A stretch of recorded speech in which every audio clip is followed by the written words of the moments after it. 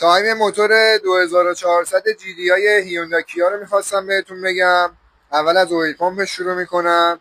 این زائده روی اویل پمپ دونه رنگی زنجیر و این نقطه ای که روی دنده اویل پمپ هستش. از این سمت ادامه میدیم. دنده روی میلنگ، نقطهش دونه رنگی. تایم میلنگش هم که به این شکل هست. خار میلنگ باید مماس در بیاد با کف سیلند، پیستون 1.4 بالا. حالا تایم میلسواباشو میگم.